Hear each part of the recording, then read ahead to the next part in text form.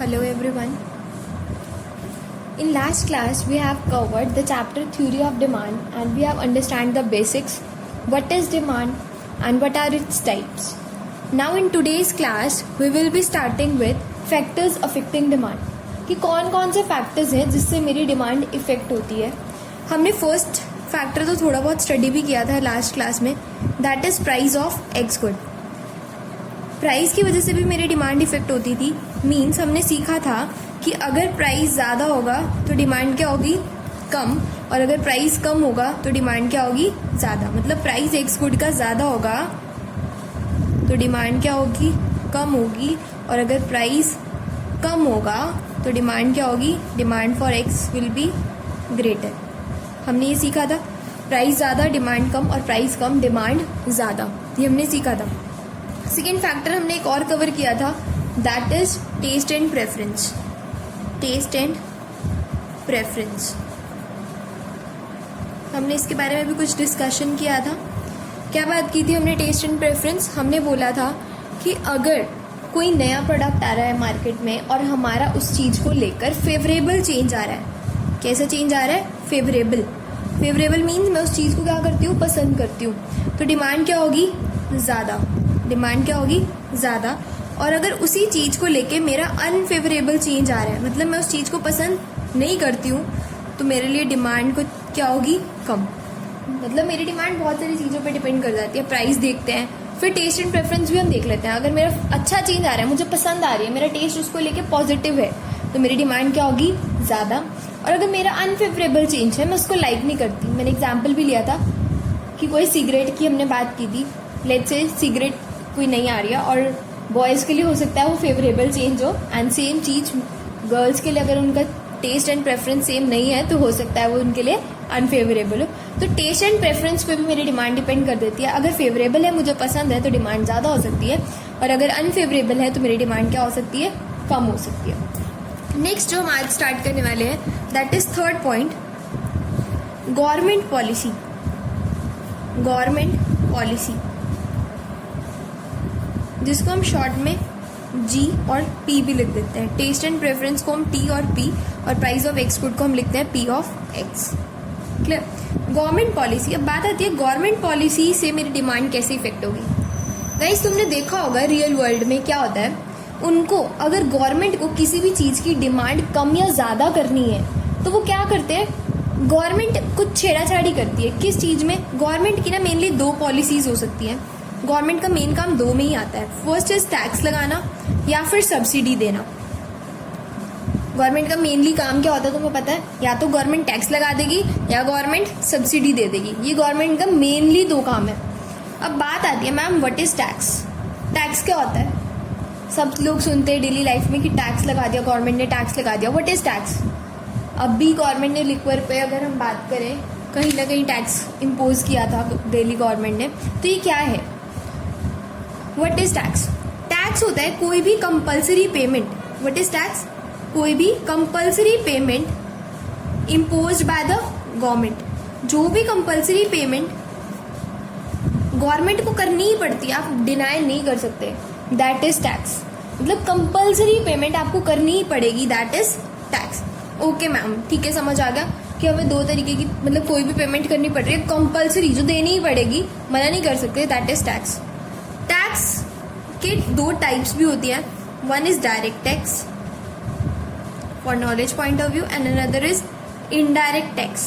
क्योंकि government policy को effect demand पे देखने के लिए पहले मुझे ये ब्रीफ बेसिक्स पता होने चाहिए. गवर्नमेंट पॉलिसी मेनली टैक्स और सब्सिडी पॉलिसी को ही गवर्नमेंट पॉलिसी बोलते हैं. इसका डिमांड पे इफेक्ट हम बाद में देखेंगे, पहले हम टैक्स और सब्सिडी को देख लेते हैं. टैक्स एक कंपल्सरी पेमेंट है जो गवर्नमेंट इम्पोज करता है. एक दो तरह के टैक्स होते हैं, एक direct tax and another is indirect tax. बात आती है डायरेक्ट टैक्स क्या है.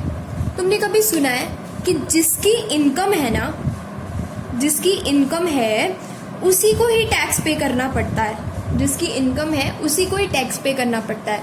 मतलब जैसे इनकम टैक्स तुमने सुना होगा, इनकम टैक्स अगर नहीं सुना तो you will got to know this time.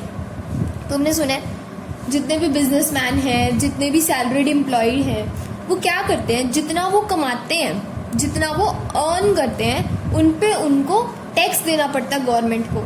Salaried employed है, मान लो वो 1 लाख रुपीज कमा रहा है, 1 लाख रुपीज कमा रहा है एनुअली, पूरे साल का उसने 1 लाख रुपए कमाया, तो उसको टैक्स देना पड़ेगा। इस पे टैक्स रेट गवर्नमेंट डिसाइड करती है, तो आप उसको टैक्स देना पड़ेगा 1 लाख के ऊपर, ठीक है। अब मेरी ही इनकम है और मुझे ही टैक्स जमा कराना पड़ेगा, मेरी इनकम है और मुझे ही टैक्स जमा कराना पड़ रहा है। दैट मीन्स ये क्या है, डायरेक्ट टैक्स। कैसा टैक्स है, direct tax. What is direct tax, income भी मेरी और टैक्स भी मुझे ही जमा कराना है, मतलब burden and liability of same person. मैं शॉर्ट में कह सकती हूँ burden and liability of same person. जिस बंदे के ऊपर बर्डन है उसी को ही जमा कराना है, लायबिलिटी उसी की देनदारी है, उसको ही टैक्स जमा कराना है गवर्नमेंट को। वो क्या बन जाता है, डायरेक्ट टैक्स। एक तो मैंने एग्जांपल बता दिया इनकम टैक्स, और कोई एग्जांपल तुम्हें पता है डायरेक्ट टैक्स का, प्रॉपर्टी टैक्स। प्रॉपर्टी टैक्स, जिसका घर है उसी को ही टैक्स पे करना है, कोई और दूसरा बंदा आकर टैक्स नहीं पे करेगा। जिसका घर है उसी को क्या पे करना है, टैक्स पे करना है। प्रॉपर्टी टैक्स क्या होता है, मतलब जिसकी प्रॉपर्टी है उसी की क्या है, लायबिलिटी टू पे टैक्स, उसी को ही टैक्स पे करना है। तो मतलब आपको याद रखना है व्हाट इज डायरेक्ट टैक्स, जिसका burden and liability of the same person. Okay ma'am, फिर वो क्या होता है जब हम डोमिनोज जाते हैं और फिर हम पिज्जा खा के आते हैं तो वहां पे वो टैक्स काटते हैं कुछ। डोमिनोज जाते हैं, पिज्जा खाया हमने, 100 रुपीज का पिज्जा प्लस 12 रुपये हम जीएसटी पे करके आ रहे हैं सपोज, तो 112 रुपये दे के आते हैं। तो मैम वो कौन सा टैक्स है, सोचा कभी? वो होता है इनडायरेक्ट टैक्स। कौन सा टैक्स होता है, इनडायरेक्ट टैक्स। इनडायरेक्ट टैक्स क्या होता है, इनडायरेक्ट टैक्स क्या होता है, देखो 12 रुपये तुमने पे करे, किसकी जेब से गए वो पैसे, कस्टमर की जेब से, तुम पे करके आए हो ना। डोमिनोज वाले को पैसे किसने दिए, तुमने दिए ना, टैक्स भी तुमने ही दिया, मतलब 12 रुपये कस्टमर की जेब से गए, ठीक है। पे किसने करे, कस्टमर ने शॉपकीपर को पे करे। अब क्या शॉपकीपर उसको रख लेगा, क्या उसको ये थोड़ी कि उसने 12 रुपये टैक्स के तुमसे लिए हैं तो क्या शॉपकीपर अपने पास रख लेगा, नो। शॉपकीपर को क्या करना पड़ता है, वो टैक्स क्या करना पड़ता है, गवर्नमेंट को जमा करवाना पड़ता है, ठीक है। तुम कस्टमर हो, तुम कुछ खाने गए हो, ठीक है, तुमने टैक्स पे किया है, तुम्हारे से शॉपकीपर कहेगा कि तुम्हारे बिल में 100 रुपए का पिज्जा प्लस 12 रुपीज टैक्स, तो तुम टैक्स किसको पे करोगे, शॉपकीपर को। और शॉपकीपर किसको पे करता है अल्टीमेटली, गवर्नमेंट को। शॉपकीपर किसको पे करता है अल्टीमेटली, गवर्नमेंट को। मतलब टैक्स अल्टीमेटली गवर्नमेंट के पास पैसा तो पहुंच रहा है टैक्स का, बट क्या वो शॉपकीपर की जेब से जा रहा है, नहीं, बट पे तो शॉपकीपर कर रहा है, बट जा किसकी जेब से रहा है, कस्टमर की जेब से। Means burden and liability different person, burden and liability different person. मतलब बर्डन किसका है, बर्डन किसकी जेब पे बर्डन पड़ रहा है, कस्टमर की जेब पे। और लायबिलिटी किसका जमा कराने का बनता, किसका है लायबिलिटी, मतलब किसको देना पड़ रहा है, जमा कौन करा रहा है, that is shopkeeper. Burden customer को पड़ रहा है बट जमा कौन करा रहा है, शॉपकीपर। मतलब जब ये बर्डन और लायबिलिटी डिफरेंट पर्संस के हो जाते हैं तो हम उनको बोल देते हैं दैट इज इनडायरेक्ट टैक्स। क्या बोलते हैं हम उसको, इनडायरेक्ट टैक्स। तो याद रखना है डायरेक्ट टैक्स क्या होता है, जब बर्डन और लायबिलिटी सेम पर्सन, और इनडायरेक्ट टैक्स क्या होता है, burden and liability of different person. Clear है, ओके। मतलब इसमें तो जिसकी इनकम है उसी को टैक्स पे करना है, बट इसमें ऐसा नहीं है, जिसकी इनकम है उसको टैक्स नहीं पे करना। टैक्स तो अल्टीमेटली बर्डन और लायबिलिटी क्या है, अलग अलग बंदों का है, ठीक है। जैसे जीएसटी में बहुत सारे टैक्सेस, एग्जाम्पल इसका है जीएसटी। बहुत सारे टैक्सेस होते थे पहले, एक्साइज होता था, कस्टम टैक्स होता था। ये क्या होते थे, इसमें क्या होता था कि अगर आप बाहर से कोई सामान मंगवा रहे हो तो कस्टम ड्यूटी पे करनी पड़ती थी, एक्साइज ड्यूटी होता था, मैन्युफैक्चरिंग पे करनी पड़ती थी। अब काफी सारे टैक्सेस जीएसटी के अंदर ही मर्ज हो गए हैं, काफी सारे टैक्सेस जीएसटी के अंदर ही मर्ज हो गए हैं। तो अभी जनरली जो हमारा प्रेजेंटली जो इनडायरेक्ट टैक्स चल रहा है दैट इज जीएसटी, ठीक है, गुड्स एंड सर्विस टैक्स, जो हमारा गवर्नमेंट ने इम्पोज किया है, जो 1 जुलाई को अभी फोर्स में आया, that is GST is an indirect tax. Clear, okay. एक बार रिवाइज करते हैं। गवर्नमेंट पॉलिसी मतलब टैक्सेशन से रिलेटेड या फिर सब्सिडी से related is known as government policy. Tax क्या होता है, कंपल्सरी पेमेंट जो हमें गवर्नमेंट को करनी पड़ती है। 2 तरीके के tax, direct and indirect. Direct tax burden and liability same person, indirect tax burden and liability of different persons. Clear. अब बात करते हैं हम सब्सिडी क्या होता है। What is subsidy? What is subsidy? देखो सब्सिडी क्या होता है, तुमने सुना है गवर्नमेंट सब्सिडी देती है एलपीजीज पे, ठीक है, तुम्हारे घर जो सिलेंडर्स आते हैं government is providing subsidies. What is subsidy? कोई बताएगा what is subsidy? Subsidy is just like a financial help. What is subsidy? It is just like a financial help. क्या है ये? एक फाइनेंशियल हेल्प है given by the government. Government जो लोगों की हेल्प करती है उसको हम बोल देते हैं सब्सिडी. अच्छा, मैं अगर किसी की हेल्प करती हूँ फाइनेंशियली मतलब in terms of money, financial help मतलब इन टर्म्स ऑफ मनी. अगर मैं किसी की हेल्प करती हूँ फाइनेंशियली तो क्या वो सब्सिडी है? ठीक है, क्या हम उसको कहेंगे सब्सिडी? मैं किसी शॉपकीपर के पास गई, मैंने उसको बोला कि उसने मुझे एलईडी बेचना है, he selling with the LED at 10,000. मैंने उससे पूछा कितने का है, उसने मुझे बोला कि मैम ये 10,000 का है. तो आई सेड कि 10,000 कुछ कम नहीं मिलेगा? तो उन्होंने बोला चलो मैम आप 9,000 दे देना. ठीक है, तो क्या उसने मेरी हेल्प करी है फाइनेंशियली? क्या उसने मेरी फाइनेंशियल हेल्प करी है? तो क्या ये मेरी सब्सिडी है? सोचो, क्या ये मेरी सब्सिडी है? नो, ये मेरी कोई सब्सिडी नहीं है. इसको तो हम डिस्काउंट बोलते हैं. क्या बोलते हैं? डिस्काउंट. तो this is not subsidy. Subsidy is only word used by for the government. जब गवर्नमेंट हमारी कोई फाइनेंशियली हेल्प करती है तभी हम उसको सब्सिडी बोलते हैं. तो मान लो अगर 1 मार्क में पूछ ले कि 10,000 आपको 9,000 में मिला है, क्या ये सब्सिडी है? No, it's not subsidy. अगर ये गवर्नमेंट ने दी होती तो फिर वो मेरे लिए क्या बन जाती? सब्सिडी. बट अगर फाइनेंशियल हेल्प किसी और पर्सन ने करी है then it is not subsidy. Okay, तो ध्यान रखना है, subsidy is financial help given by the government. अब हम लिंक करते हैं गवर्नमेंट पॉलिसी फैक्टर जो भी हमने पढ़ा with the help of demand. इसको डिमांड के साथ लिंक करते हैं. Government policy and demand. क्या पढ़ा मैंने कि गवर्नमेंट पॉलिसी में 2 आते हैं, that is tax and subsidy हमारी मेन गवर्नमेंट पॉलिसी है. अब इसको डिमांड के साथ लिंक करने को बोल रही हूँ मैं. तो मीन्स अगर गवर्नमेंट टैक्स लगाती है तो डिमांड ज्यादा होगी या डिमांड कम होगी? Tell me. गवर्नमेंट टैक्स लगा रही है, डिमांड ज्यादा होगी या डिमांड कम होगी? अगर गवर्नमेंट टैक्स लगा रही है तो डिमांड गवर्नमेंट क्या करना चाहती है? कम. जनरली अगर हम बात करें, ये नहीं कि गवर्नमेंट फंड्स रेज करना चाहती है इसलिए गवर्नमेंट टैक्स लगाती रहती है. नो, अब क्योंकि हम ये मान के चलते हैं गवर्नमेंट हमेशा किसके लिए काम करती है? वेलफेयर के लिए. कई लोग बोल देते हैं नहीं मैम प्रॉफिट कमाने के लिए. कभी भी ऐसे गलत मत बोलना. गवर्नमेंट हमेशा वेलफेयर के लिए काम करती है, लोगों की भलाई के लिए काम करती है. कभी भी गवर्नमेंट प्रॉफिट मोटिव से काम नहीं करती है. तो गवर्नमेंट अगर वेलफेयर के लिए काम करती है तो गवर्नमेंट अगर टैक्स इम्पोज कर रही है तो उससे क्या होगा? डिमांड ज्यादा होगी या फिर डिमांड कम होगी? जल्दी बताओ. टैक्स से डिमांड कम होगी. टैक्स से डिमांड कम होगी. ठीक है, टैक्स से अगर डिमांड कम होगी और सब्सिडी दे रही है अगर गवर्नमेंट हेल्प कर रही है, क्यों? ताकि उसकी डिमांड क्या हो जाए? ज्यादा. ताकि उसकी डिमांड क्या हो जाए? ज्यादा. जनरली तुम्हें पता है tax rate on cigarettes are very high. तुम्हें पता है? ऐसा तुम्हें शायद पता हो या ना हो, आई डोंट नो. सिगरेट्स वगैरह पे, एल्कोहल्स पे tax rate is very high. क्यों है ये? Not for raising the funds. ये नहीं कि गवर्नमेंट को आज कोरोना वायरस के टाइम पे, कोविड-19 के टाइम पे गवर्नमेंट को फंड चाहिए इसलिए टैक्स रेट ज्यादा है. नो, जनरली हम ये मान के चलते हैं कि गवर्नमेंट वेलफेयर के लिए काम करती है, कुछ अच्छा भलाई के लिए काम करती है. तो गवर्नमेंट चाहती है कि टैक्स अगर ज्यादा होगा चीज महंगी होगी, और महंगी होगी तो लोग कम खरीदेंगे. मतलब डिमांड को कम करने के लिए गवर्नमेंट क्या लगाती है? टैक्स लगा देती है. ठीक है, और यही हेल्प क्यों प्रोवाइड करती है? ताकि लोग, सब्सिडी सस्ती पड़ेगी, सस्ता होगा तो डिमांड ज्यादा होगी, लोग ज्यादा खरीदेंगे, डिमांड ज्यादा होगी. क्लियर? तो गवर्नमेंट पॉलिसी में यही है कि टैक्स और सब्सिडी पॉलिसी जिसमें टैक्स से डिमांड कम होती है और सब्सिडी से डिमांड ज्यादा होती है. क्लियर है?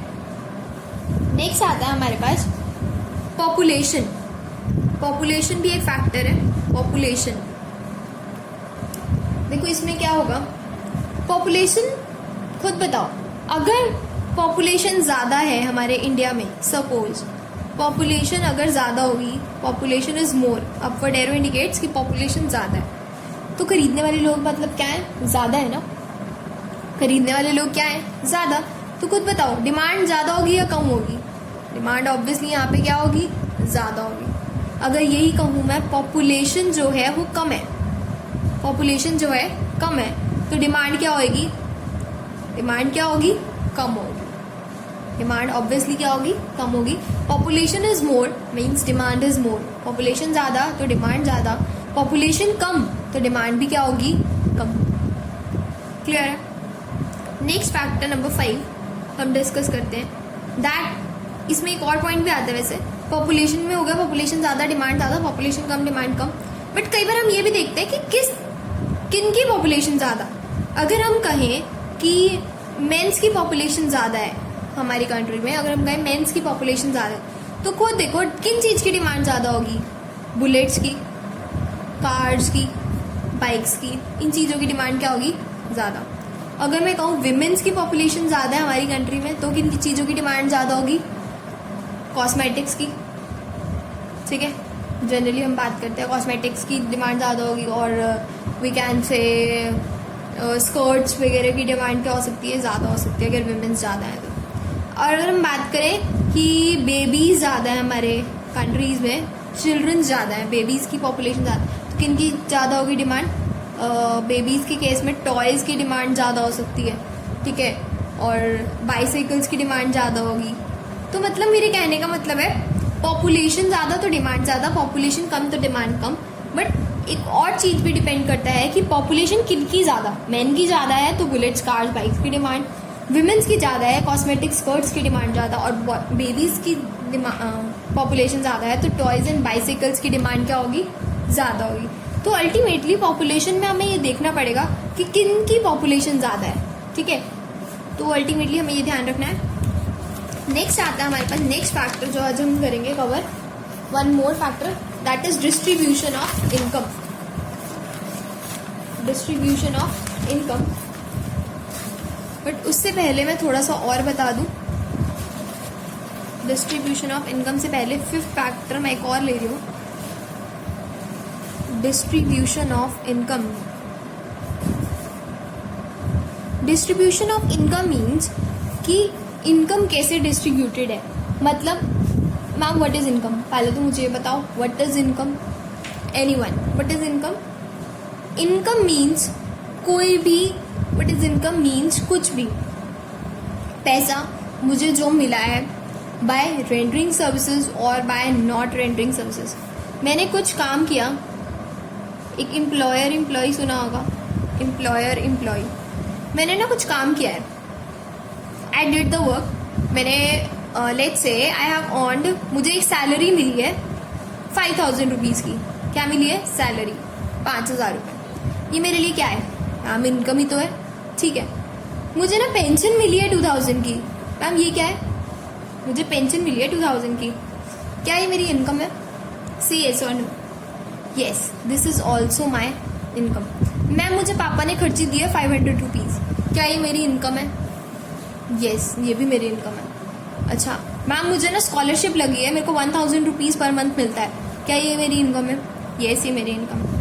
अल्टीमेटली मैम फिर इनकम है क्या और क्या नहीं है, मतलब जो भी पैसा मिला है, any money received, any money received, जो भी पैसा मिला है, कैसे, by rendering services, rendering services और बाय नॉट रेंडरिंग सर्विसेज, और बाय नॉट रेंडरिंग सर्विसेज मतलब काम करके, कोई भी पैसा मिला है काम करके, सर्विसेज दे के।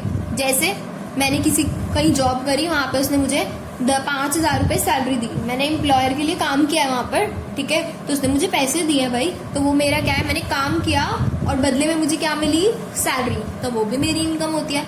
या फिर कोई और पैसा जो सर्विसेज नहीं दी तो भी मिला है, नॉट रेंडरिंग सर्विसेज, बिना काम किए भी मुझे कुछ मिला है। मैम ऐसे कैसे हो सकता है, बिना काम किए हुए कैसे पैसे मिला होगा, पेंशन है, तुम कुछ कर रहे हो, ठीक है, तुम उनके लिए कोई काम कर रहे हो, पेंशन, नो, पेंशन फिर भी आती है, मीन्स विदाउट रेंडरिंग सर्विसेज भी हमें कुछ पैसा मिला है, वो भी क्या है, मेरी इनकम। ऐसी मैंने तुम्हें एग्जांपल दी, स्कॉलरशिप मिली, ठीक है, कोई एक्स्ट्रा काम किया है, नो, तो भी क्या है, मेरी इनकम। पापा ने हमें खर्ची दी है, पॉकेट मनी दी है, पॉकेट मनी, ये क्या है, मेरी इनकम।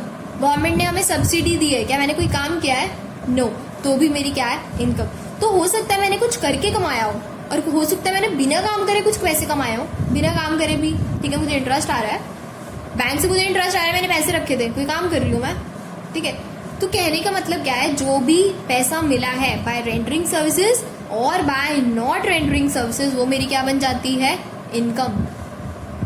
क्लियर है ये चीज? पहला कंसेप्ट तो ये क्लियर होना चाहिए, व्हाट इज इनकम, कि any money received by rendering services और by not rendering of services, काम करके या फिर बिना काम किए। ओके मैम, इनकम को थोड़ा और डिटेल में बता देती हूँ मैं। इनकम दो तरीके की होती है, इनकम 2 टाइप्स की होती है। वन इज फैक्टर इनकम और एक होती है हमारी transfer income. One is factor income और एक होती है हमारी transfer income.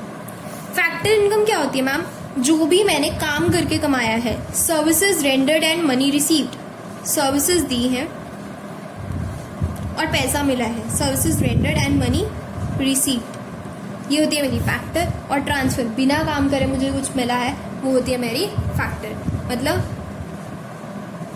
Services not rendered, services नहीं रेंडर की बट मनी मिली, मनी इज रिसीव्ड।